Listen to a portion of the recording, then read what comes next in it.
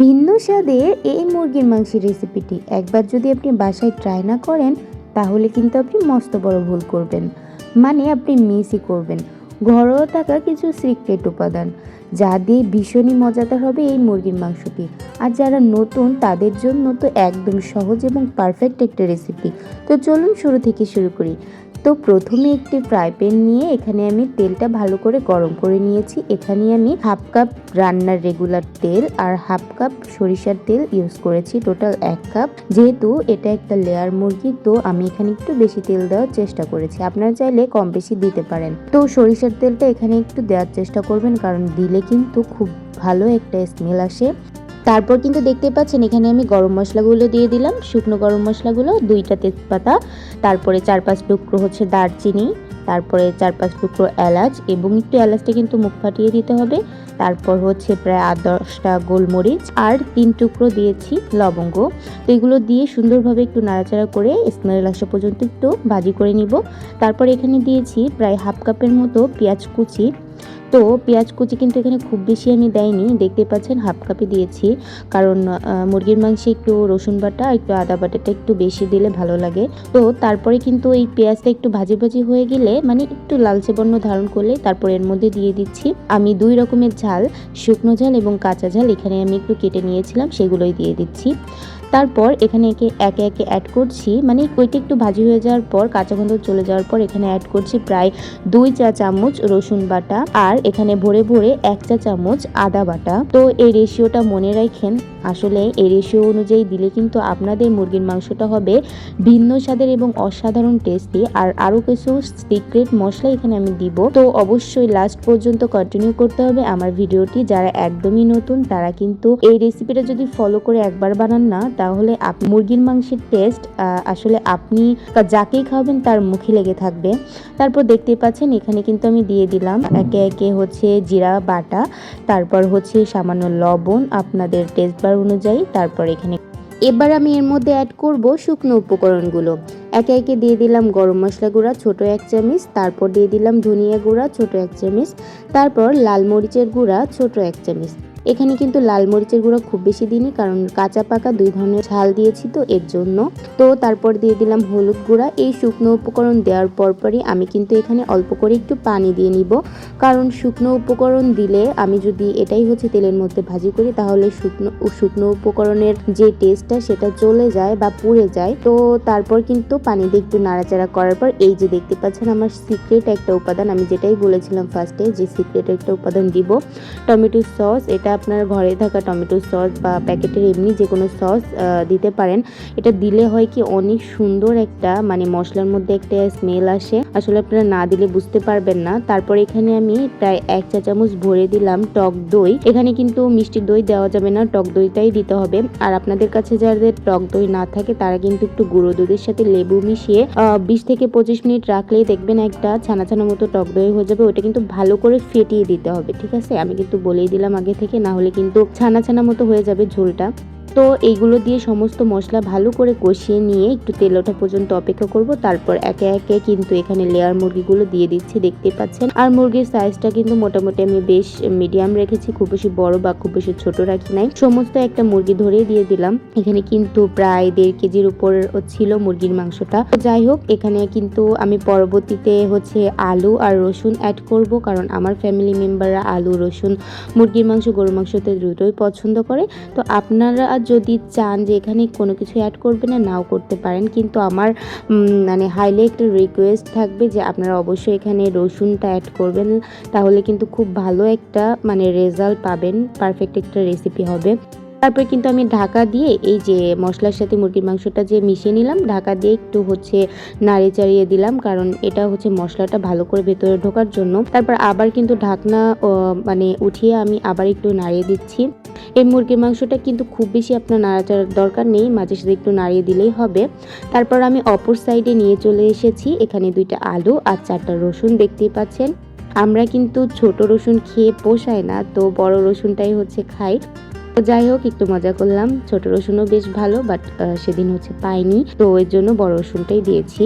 তো যাই হোক, তারপর কিন্তু আমি আলুটা এই যে ছিলে নিলাম, ছিলে নিয়ে তারপর আমি আপনাদের দেখাচ্ছি ছিলতে একটু কেমন খারাপ লাগছে না বলেন? তো চলেন ম্যাজিকের সাহায্যে একটু ছিলে নিই। তো এটাও মজা করলাম।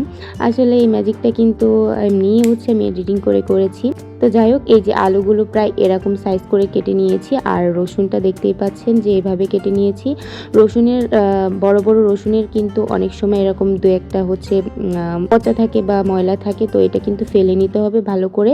আর রসুনটা কিন্তু কেমন করে কেটেছি এটা আমি আপনাদের দেখিয়ে দিলাম। তারপর সুন্দর করে রসুন আর আলুগুলো ধুয়ে ক্লিন করে নিলাম এবং পরবর্তীতে আবার চলে আসলাম মুরগির মাংসের কাছে। এই পর্যায়ে এত সুন্দর একটা মশলার হচ্ছে আর মুরগির মাংসে এত সুন্দর মিলেমিশে একটা কম্বিনেশন হয়েছে যে এত সুন্দর স্মেল আসছে কি বলবো আপনাদের। তারপর কিন্তু মুরগির মাংস এই যে দেখতেই পাচ্ছেন মশলার সাথে পুরোপুরি মাখামাখি হয়ে গিয়েছে।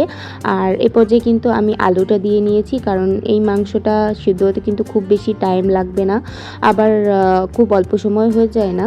আপনারা দেখতেই পাচ্ছেন এই যে। তারপর কিন্তু আমি এখানে আরেকটা সিক্রেট মশলা অ্যাড করব। আমি কিন্তু ফার্স্টে আস্ত গোলমরিচ দিয়েছিলাম, তারপর কিন্তু আলুর সাথে যখন আলু দিয়ে দিব ঝোলটা একটু কষা কষা মতো হবে, তখন কিন্তু এর মধ্যে আমি দিয়ে দিচ্ছি গোলমরিচ গুঁড়া, প্রায় হাফ চা চামচের মতো গোলমরিচ গুঁড়াটা দিলে কিন্তু আপনাদের মুরগির মাংসের টেস্টটা ভালো হবে। আপনারা যে মুরগির মাংসেই রান্না করেন না কেন, আমি যেই উপাদানগুলো দিয়েছি আপনারা একটু দেওয়ার চেষ্টা করবেন, তাহলে কিন্তু দেখবেন খুব ভালো একটা রেজাল্ট আসবে। তারপর এই পর্যায়ে একটু লবণটা কম লাগছিল, তারপর আমি একটু স্বাদমতো লবণ দিয়ে নিলাম এবং তারপর আমি অ্যাড করে দিলাম এই যে বড় বড় গাম্বো সাইজের রসুন। এটা আপনারা অবশ্যই একটু দেওয়ার চেষ্টা করবেন, ছোট রসুন বা বড় রসুন কোনোটাই টেস্টে কিন্তু তফাৎ আসবে না, কিন্তু দিলে খুব সুন্দর একটা স্মেল আসবে। তো যাই হোক, তারপর কিন্তু আবার একটু নাড়াচাড়া করে ঢাকা দিয়ে রেখে দিলাম এবং কষানো পর্যন্ত, মানে দেখতেই পাচ্ছেন ঝোলটা একদমই নাই, তেল উঠে একটা ভাব চলে আসছে। তো এই পর্যায়ে কিন্তু আমি এখানে হচ্ছে একে একে অ্যাড করব পানি। এখানে কিন্তু আমার মুরগির মাংসটা কিন্তু অনেকটা, মানে 75%ই হচ্ছে সিদ্ধ হয়ে গিয়েছে, আলুটাও ভালো করে হচ্ছে সিদ্ধ হয়ে গিয়েছে মোটামুটি। আর রসুনটা তো আমি দিয়েছি, রসুনটা একটু মানে একদম গলে যাবে না, একটু শক্ত থাকবে কিন্তু আবার নরম হয়ে যাবে, এই রকমই হচ্ছে রসুন খেতে ভালো লাগে। তো যাই হোক, এই যে আমি ঝোলের পানিটা দিয়ে দিলাম, আবার ঢাকা দিয়ে রেখে দিলাম। তারপর এই যে মানে ঝোলটা ফুটে ওঠার আগ পর্যন্ত একটু ওয়েট করব, তারপর আবার একটু নাড়িয়ে চাড়িয়ে দিচ্ছি। মুরগির মাংসটা খেয়াল করবেন খুব বেশি নাড়াচাড়া করবেন না, এই পর্যায়ে কিন্তু আপনাদের মুরগির মাংসটা কিন্তু ছেড়ে যেতে পারে। ও আরেকটা কথা বলি, আপনারা যারা নতুন রাঁধুনি তাদের কিন্তু আরেকটা হচ্ছে আমি সিক্রেট কথা বলি, সেটা হলো যে মুরগির মাংসতে কখনোই হচ্ছে তাই না ঝোলের পানির মধ্যে গরম পানি তাড়াতাড়ি রান্না হওয়ার জন্য এটা কখনোই দিবেন না। এটা দিলে কিন্তু আপনাদের মুরগির মানে হাড্ডি থেকে মাংস আলাদা হয়ে যাওয়ার একটা সম্ভাবনা থাকে এবং টেস্টটাও জন্য কেমন লাগে। নর্মাল পানি দেওয়ার চেষ্টা করবেন, ঠিক আছে? আমার রেসিপিটা সিক্রেট রেসিপিগুলোই আমি আপনাদের সাথে শেয়ার করছি। তারপর কিন্তু এই যে ঝোলটা একটু এই পর্যায়ে আসার পর্যন্ত আমি এখানে এই গরম মশলাটা আবার অ্যাড করলাম। আর এটা কিন্তু আমার হোমমেড গরম মশলা, আপনারা যারা রেসিপি চান আমাকে বলবেন, আমি অবশ্যই আপনাদের সাথে শেয়ার করব। এটা কিন্তু খুব বেশি মজা হয় গরম মশলাটা, আপনার গরুর মাংস মুরগির মাংস যাতেই দেবেন তাতে অনবদ্য লাগবে। এই যে দেখতে পাচ্ছেন লুকটা কত সুন্দর এসেছে। আমি কিন্তু এখানে খুব বেশি মানে ঝোল রাখি নাই, এই যে মানে গামাখা একটা ঝোল রাখছি, কিন্তু উপরে তেলটা ভেসে উঠছে, দেখেন কতটা ইয়াম্মি লাগছে। আর এই পর্যায়ে কিন্তু একদম জালটা লো আঁচে দিয়ে রাখছিলাম, এজন্য তেলটা এরকম উঠে সুন্দর একটা কালার চলে আসছে। তো যাই হোক এভরিওয়ান, আপনাদের কেমন লাগলো অবশ্যই জানাবেন। আর আমি কিন্তু লাস্ট পর্যায়ে একটু ফার্স্ট আপনাদের খেয়ে দেখাচ্ছি। আমার কিন্তু এই মাংসের রেসিপিটা যে এত মজা হয়েছিল, মানে কি বলবো, এই রেসিপি ফলো করে আপনারা যদি বানান তাহলে শুধু বিশ্বাস করেন ঝোল আলু আর রসুন দিয়ে আপনার ভাত খাওয়া হয়ে যাবে, মাংস আর দরকার নেই।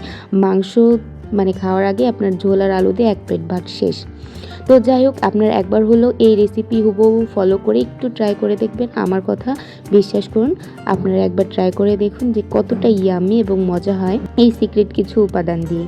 তো যাই হোক এভরিওয়ান, খুব বেশি আর লম্বা করবো না ভিডিওটি। আপনাদের যাদের আমার ভিডিওটি ভালো লেগেছে, এখনও পর্যন্ত যারা আমার ভিডিওটি দেখছেন এবং কন্টিনিউ করছেন, তাদেরকে অসংখ্য ধন্যবাদ।